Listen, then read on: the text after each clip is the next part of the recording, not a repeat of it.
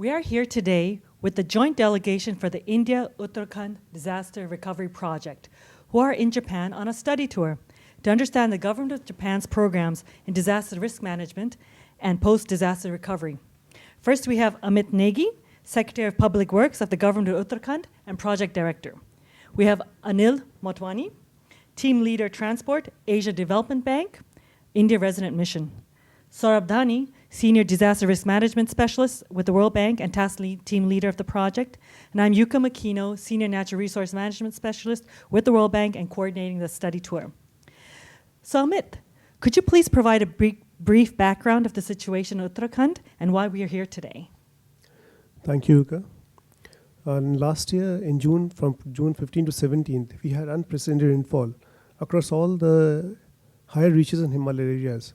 Now, this coupled with other facts also led to the breach of one of the biggest glaciers over there, which is Saurabh Glacier, and all that water and muck and debris, it came down on the land of Kedarnath. Now, you would appreciate at any point of time, our state is a major tourist destination in the country, and we have more than 30 million people visiting our state. And at that point of time in Kedarnath, we had thousands of people staying over there.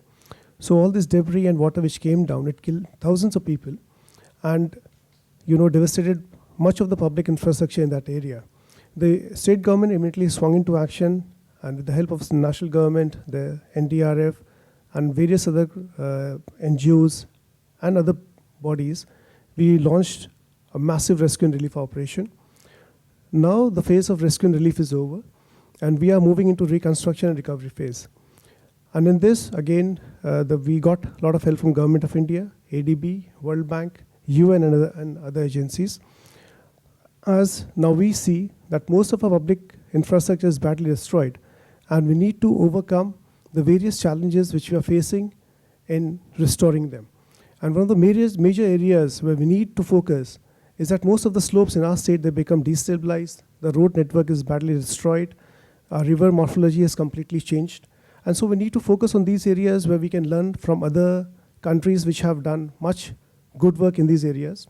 And that's why we as a mission are over here to learn what the Japanese have done in these areas and probably learn from them and take back those learnings and apply them to our state to overcome these difficulties in our state. Thank you. So Anil, can you share with us what you've been able to see during the study tour? Yeah, Yuka, the team has been traveling over the past few days and I've seen several examples of landslide protection, slope stabilization, river training work, and tsunami rehabilitation. We've been to several cities. The visit has been really useful in the context of Uttarakhand as the devastation has been similar and we have to tackle similar problems. The example of river Mindai Gawa has been really useful in the context of the rivers Alaknanda and Bhagirathi in Uttarakhand, in which similar devastation had occurred.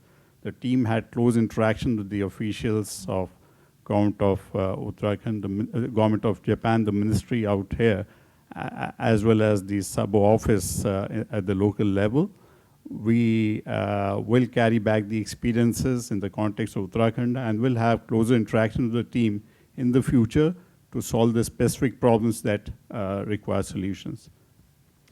So Saurabh, can you share with us what kind of lessons we've learned in Japan and what we can do for Uttarakhand? Thank you, Yuka.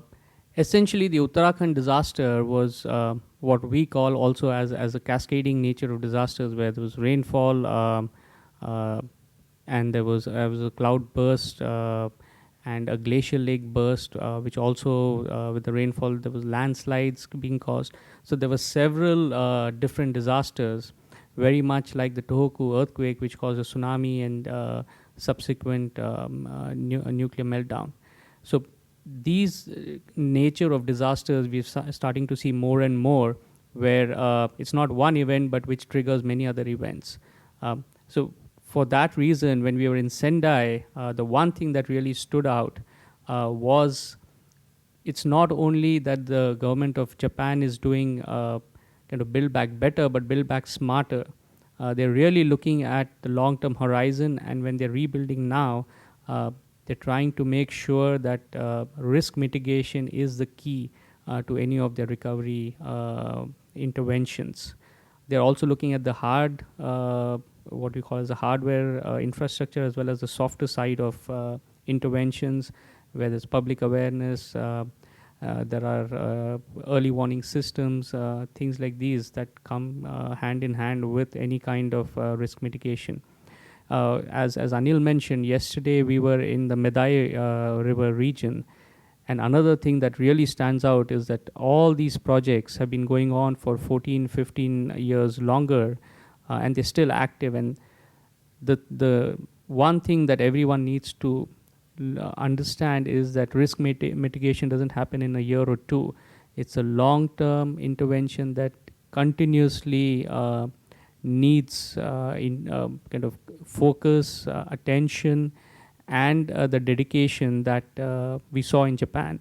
So we take a lot of these lessons back with us, as well as a lot of the technology that is being used by the Japanese government in dealing with landslides, riverbank strengthening, and things like that. So yeah, I think there's a lot to learn, and I think this is just the start of kind of a dialogue that we can keep continuing, especially on slope stabilization, landslide prevention, hydromet, early warning systems, as well as response mechanisms, because Uttarakhand is also a highly seismic state, and so a lot of these things can benefit the state. So we are very grateful for the people in Tohoku, in Yamanashi Prefecture, and Nikko, who are guiding us and showing us their experience in past disasters. Thank you very much. Thank you.